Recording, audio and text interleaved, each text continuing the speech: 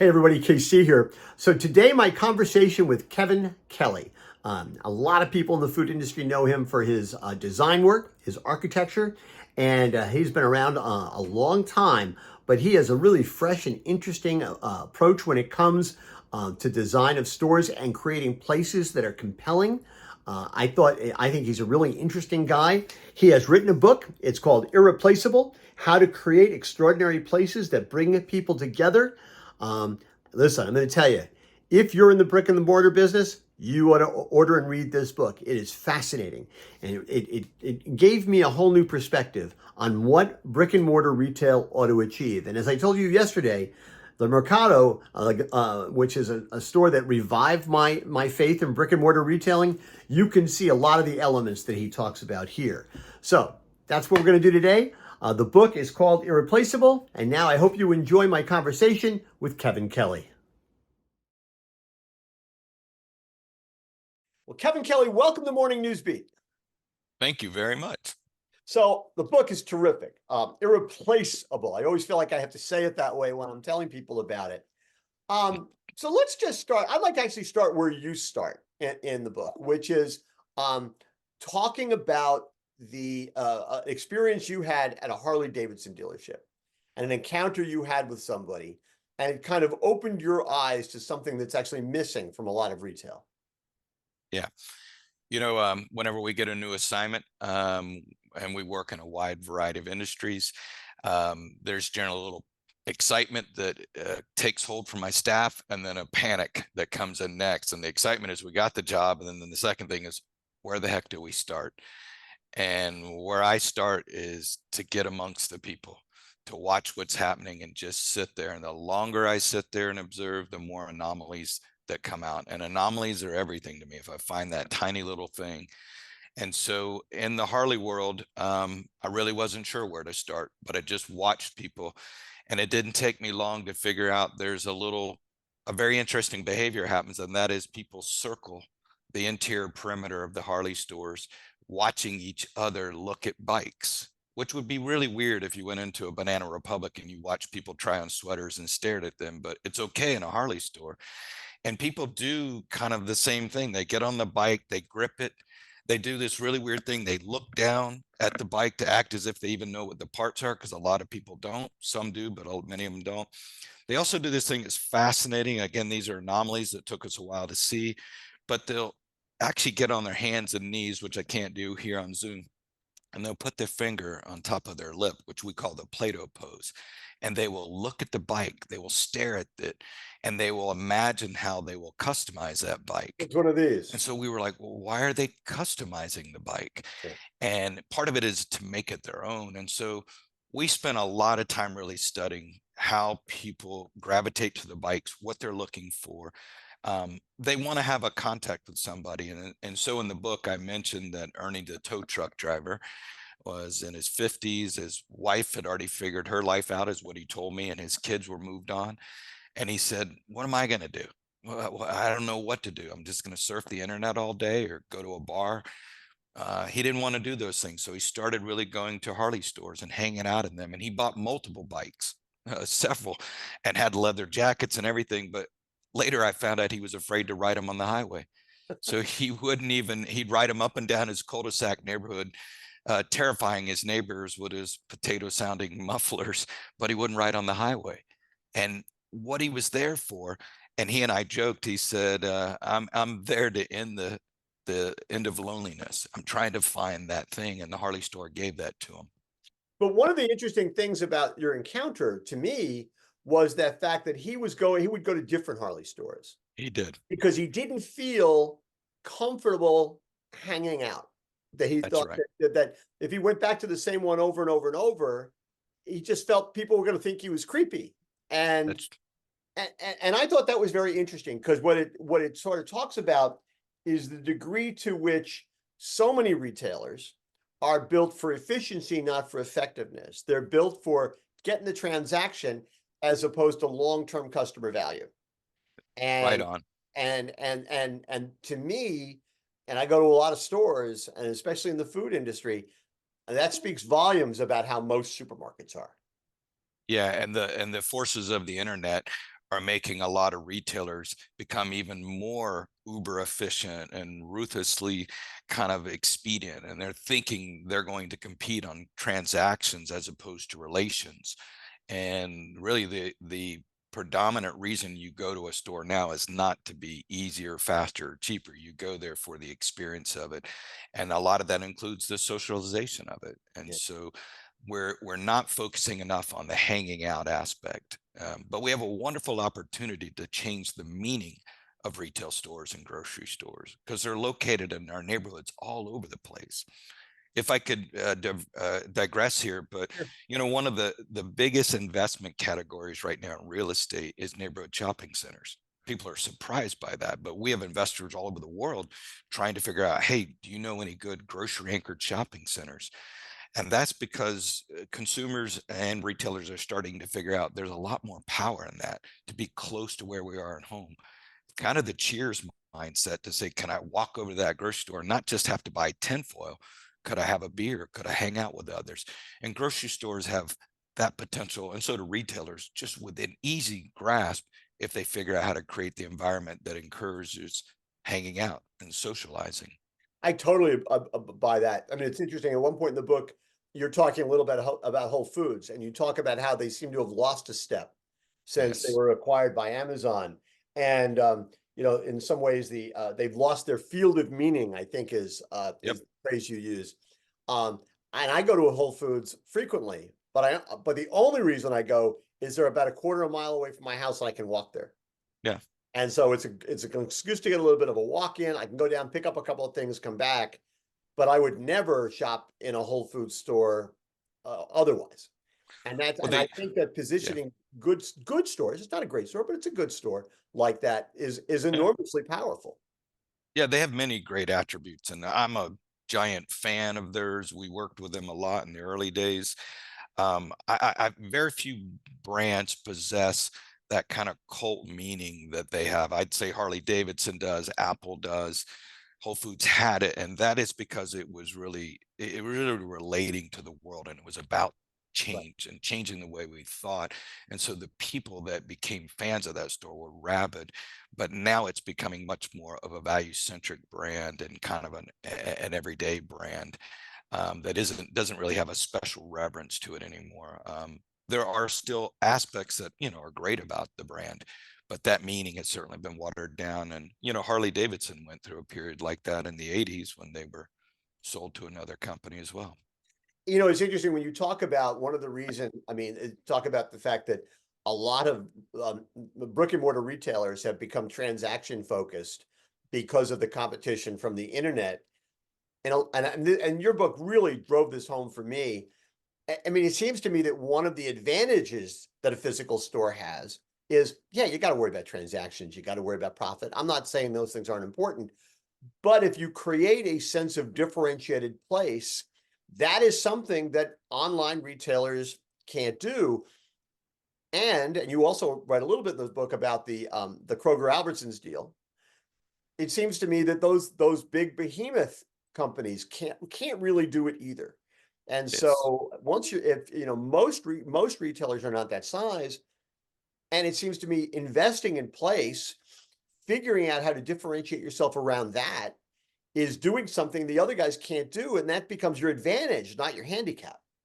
That's exactly right. We're not playing to our best strengths. As humans, we all have issues. We might be tall, thin, heavy. We need to play to that advantage. And the best advantage they have is they actually have a physical space with human beings in it. And they have opportunities to create all kinds of connections and experiences that tap into a different side of humans.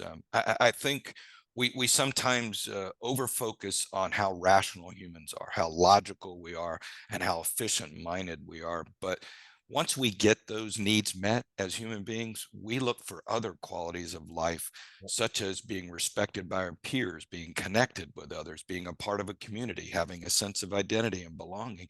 And grocery stores and retailers are not leveraging that anywhere near enough because they're distracted. The harder reality to accept is we will not be online at its game. We're not going to win that game, and we need to get out of that race and out of that contest and create a different race. And there are many brands that create different races around these qualities I'm talking about and succeed. Yeah, you called it at one point, I think you refer to it as creating the bonfire effect.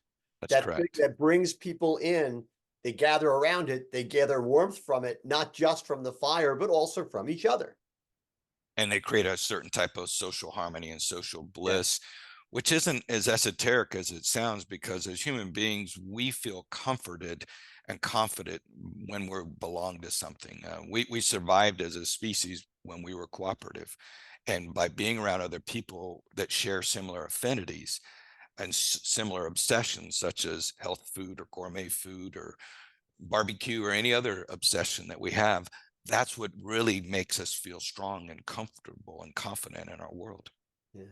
One of the things I loved in the book, and Morning Newsbeat readers will not be surprised by this because of my passion for the movies, is that you talked a lot in the book about, you spent an entire chapter talking about um, the importance of a store actually unfolding like a movie. That used Hitchcock as an example, and you talked about how that narrative has to unfold as somebody walks in the store. That if the store tells a story, if it has a compelling narrative, it'll carry people along. Yeah, a movie is just it's just all the scenes of our lives with the boring parts taken out. But a retail store and a grocery store oftentimes have a lot of those boring parts in it. And so what our job is to really edit. And as a young person working in grocery 31 years ago, I used to observe this ritual where everybody would stand around and look at the fixture plan or the merchandising plan and obsess over moving pieces and parts. And I thought it was the most interesting thing because no human actually sees a floor plan. We walk at a certain height and we see the world through apertures. And as humans, we don't look backwards. We don't like to look sideways. We actually don't like to look this way. Our hardwiring is straight ahead. And yet we don't design our stores that way. And the first thing that's the easiest thing for me to do is walk in a store and look at apertures and look at frames and then help people frame it up and then build a series of scenes that have a beginning, a middle, an end, and a mini climax in each scene. And that's kind of how our eyes work and our senses work. But then it goes deeper, and that is into, well, what are the values we're trying to communicate in bread or meat or seafood? And then to try to build a bigger arc Yeah. around that. So you touch the physical, social, and emotional aspects of humans. It's interesting. One of the places that I do a great deal of my grocery shopping is Stu Leonard's here in Connecticut, and they have a directed traffic flow. So in fact, when you are looking forward, you are almost always looking at product. Yeah. You're not looking down an endless aisle. You're looking at product, and I hadn't even thought about it in those terms, but that's a really valuable advantage that they have because they're And, able to face it off and better. directors are obsessed with controlling what we look at. We're okay with that in a movie. In fact, we get mad when they don't do it. And retail, we sometimes think is manipulative, but what humans want is a directed experience. They want you to kind of frame views and use props and cues and triggers to help inform us about the products. It saves us time and it makes the experience much more enjoyable. When we last saw each other, it was at the Mercado Gonzalez market in Costa Mesa. As I've already told Morning Newsbeat readers, this is unbelievably great. But one of the interesting, and this kind of folds into the movie metaphor, which is Tom Herman there told me that they basically storyboarded the entire Mhm. store, and I laughed at that Yes. because storyboarding is a movie concept Yes. where I mean, Yeah. and Hitchcock used to say he didn't really enjoy shooting the movie. He loved storyboarding the movie, Yes. Yes. right? When you would create everything, basically now people do it with the computers, but they used to just sketch it out. Yeah. So talk about that process because you were involved with Mercado. Talk Yeah. a little bit about how that process unfolded there. Yeah, I mean, our first step was really just try to uncover what are the opportunities they have. I mean, Mercado wasn't Mercado then; it was Northgate Markets essentially, and we were trying to figure out if we were to do a new concept, where would we start? What would be our big insights? So we had to start with that, and then once we found those things that were customer motivations, we then started thinking about those storyboards and started putting together the things that we thought the customer would respond to well and would find deep meaning beyond, say, price or convenience that they could get online. Things that would make the payoff worth the effort they expend to acquire it. So then we storyboarded 20 puestas, which is a lot, all the views around the store. So it's not only just the puestos, which are stalls, but it's also all the views and angles of the store. And we wanted it to feel like an authentic mercado from Mexico. We really wanted it to have that kind of idiosyncrasy of everything not matching and the cacophony of kind of human energy and noise, that is good in the right context. Well, thinking of it in terms of what you just said a minute ago, and I would not, looking at the store the first time, I wouldn't have used this frame of reference, but now I think I get it, which is that it's all about apertures, right? Because That's right. again, at that store, you're off because there are really no traditional aisles. I mean, there are a Yes. few, but not really. Very few. And that's our Um, goal, is to get rid of aisles. right. And so you are almost always looking at a product. You're looking at something different. You're looking at a puesto. Um, and it is fascinating the degree to which the colors are all different. And not necessarily, it's not like there are smooth transitions from one color to another. Sometimes it's a little jarring. Everything's different heights, but Yeah. that actually is great because it does sort of engage you in an entirely different way. There's almost nothing. It's highly, I mean, looking back on it, it's highly storyboarded and very specific, and yet it has this feeling of being random. Yeah. Maybe it doesn't have that sense about it. Yeah. Here's the best analogy I could use. If I was to ask you to walk 20, even 30 blocks in New York, it wouldn't be difficult, because about every 5 to 10 feet, there's something new and interesting to Right. see.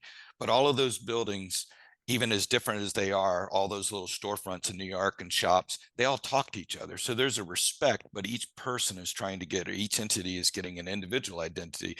But if I was to ask you to walk 20 blocks in Dallas or Charlotte or some other places, you might be more frustrated. You might say, don't make me do that again. Don't make me even walk 3 blocks, because it's homogeneous. And our body doesn't like that. We need variety and stimulation. And when it's done right, variety and stimulation actually gives you more energy. Literally, that's Mhm. not speaking kind of conceptual, but you get more energy from stimulation. But when it's done in the wrong way, say through homogeneity or boringness, it actually takes energy from us and wears us out. And so the Mercado, I think that we've over and over in talking to customers, they come out even more excited than they came in, which Yeah. is unusual, because if I took you to older stores, in the old days, say at Kmart, you would walk out like you were wore out. Yeah, I mean, listen, and I think bad retail is I think the word is enervating. It saps you of your Yeah, enthusiasm. You just can't wait for it to be over. But great retail, has exactly the opposite effect. That's why when people would it's talk very about, similar to music, right? yeah, Noise wears you out, and but you can hear a symphony of 120 instruments play, and it's music. yeah. That's why when everybody would say, well, do you really think the internet's going to take over all retail? And no, No, it's going to kill bad retail. yeah, But it is. that's okay. Right? No, no, there's been a thinning of the herd that is needed to happen, and for a variety of other reasons. Something else you wrote about in the book, which I thought was so interesting, was that stores have an aspirational, well, create a sense of aspiration in the person who's the shopper. The line you wrote was, "Who will I become when I'm in your store, and then how will that store transform me?" Yeah. And I thought that was really powerful. Yeah, it's funny. Some people, real hardcore linearist and concrete types sometimes struggle with that idea, but most people get it. And that is everything in life that we really swim towards or work towards or buy generally offers some kind of transformation potential. But I oftentimes find retailers cannot articulate what happens to. So if I go to the effort to drive to your place, to park, to go inside, are you going to tell me I just got milk and eggs?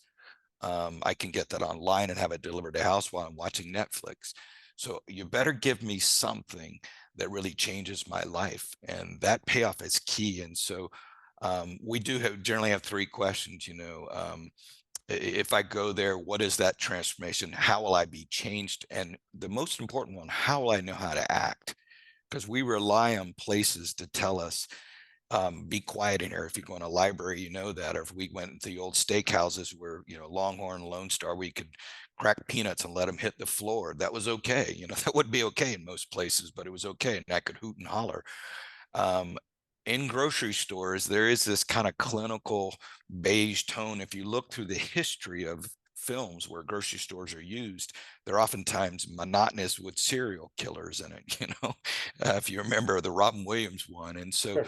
what's great about the Mercado that you went to is it says, come here and celebrate, have a great time, dance, dance in the aisles, cheers, get to know your neighbor. Even that little cue that says it's okay to talk to strangers, which we don't always do in some retail places, right?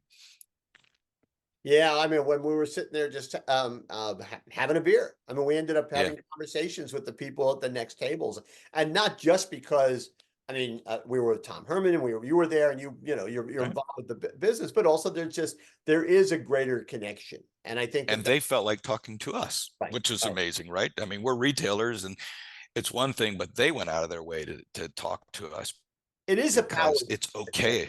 Yeah, it is And the so power of food, isn't it?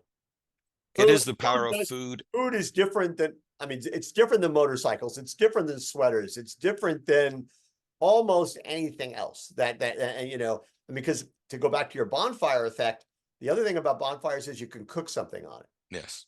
And drink something. Right. And yeah, absolutely. And that's Yeah. incredibly powerful. And there's something primal about it. In the book, I refer to Carl Jung, who uses an idea called participation mystique. And Carl Jung was always fascinated with when groups of people get together in the right environment. That's key. There's a synchronicity that happens where we all are connected in a way we don't even quite understand. We can't draw a diagram to explain it, but it's this kind of social harmony or social bliss. And environments create that. And the key we're really looking for is to make people feel pro-social, Yeah. to give them permission to talk to somebody else at another table, which again, in a lot of environments would be a violation. We could think of a lot of fast food places where you're not really supposed to go over and talk to somebody. Yeah. I'm thinking as you're talking, one of the other things that the Mercado does really, really well is, well, think about, I don't know about you, but when we have a party, everybody ends up in the kitchen. Yes. Right? Doesn't matter. I mean, everybody ends up in the kitchen because everybody hangs around. I'm cooking. Everybody's got a glass of wine, a beer, whatever it happens to be, and that's where everybody gravitates. And that's in Yes. some ways what the Mercado has done. It's created this. Yeah, there are 20 puestos, but there's also 20 kitchens. There are 20 kitchens, 20 food stories. Yeah. Another word I sometimes say that, again, most of the retailers get it, but some don't, is you have to have a food philosophy. Mm. And sometimes people are like, what is that? I'm like, well, you have to have a point of view on food. And food is fashion. What we wear, what we drive, where we live, and what we eat says everything about us. Our social identity is all captured in that. I generally, if I can see inside a customer's refrigerator, their medicine cabinet, in their garage, I'll know everything about them. That's everything I need to know. And each food stall at Mercado really tells a story about values and cultures and rituals and traditions and ultimately meaning of food. Yeah, yeah. No, I think it's so great. Yeah. The other thing and we'll wrap up here, but one of the other things you talk about, and for any retailer who is looking well, any retailer in general having to do with anything, but specifically in this, a company needs a brand champion, right? A Yes. company needs somebody who is who has not only knows where the North Star is, but also has sort of has the gumption, to use an old-fashioned word, and the discipline, because that's important too, to drive the company or the store in that direction. Yeah. Because these are not transforming oneself from being just a linear, not particularly compelling shopping experience to something that really is different. That requires a lot, and Yeah. it's hard for companies to do. Yeah. You know, so I've been doing as a co-founder of my own firm with Terry Shook for 31 years, but I worked prior to that in other firms, and I was always interested in how breakthrough design happens and how great innovation happens. And I always thought it was a lack of a good idea. We tend to think, oh, you just need a great idea, but great ideas are actually easy to get. What's hard to get is to get them through organizations and through committees and bureaucracies. And I started tracking early in my career jobs that made it and those that didn't, and started breaking into the typologies and tried to figure out, is it small companies or big companies? Is it, family held versus, corporate held? I did a variety of things, but what I really ultimately realized is about 3 out of 10 companies can do something truly game changing, truly breakthrough. And they almost always had, I shouldn't say almost, they always had a brand champion, somebody internally that helped us navigate the bureaucracy, could push ideas through, managed us as well as manage their own peers, and just wouldn't let go of an idea. Tom Herman of Mercado represents that. He chaperoned us, he defended us, he motivated us from beginning to end over a 3-year period. And every company needs to have that, a one brand champion that's authorized to carry a project from beginning to end and not let it go. Well, and to circle around to partly to where we began, you know what? It seems to me that what a really great brand champion is a really good storyteller. Yeah. Yeah. They know the story. They know the story and they know the right words to say in that Yeah. story to get people there. And I'd say in every single job I've ever done, no matter how great the idea is, no matter how excited we get, there is this point in every job in 31 years where there's this incredible doubt and uncertainty and fear that sinks in, because anytime you're doing anything breakneck, it's not proven. And so there's a leap of faith moment. And brand champions are so critical in that leap of faith moment because they're the ones that say, we're going to get there. Yeah. Well, Kevin, the book is terrific. It's called IrrePLACEable: How to Create Extraordinary Places That Bring People Together. It is wonderful. I recommend to everybody in the Morning Newsbeat audience they should get this book, because we spend a lot of time talking about brick and mortar versus versus online, and where's the world going. And in so many ways, this is about not just trying to figure out where the world is going, but actually pushing in that direction and making the world go in a specific direction. So I think it's terrific. I loved it, and I wish you the best of luck with it. Thank you so much. And thank you for having me on your show. You are a legend in the industry, and throughout my whole career, I've followed you, and I just, I'm incredibly honored. And um, there's still room for place in our world. And I don't think we're going to, it's not digital versus place. It is really, where is the place of place in our lives? And we're hardwired to go to places, so it's not going away. I agree. Hey, listen, thanks a lot. Good luck with the book, and I Thank look you forward so to seeing you much. down the road. Thank you so much, Kevin. Have a great day.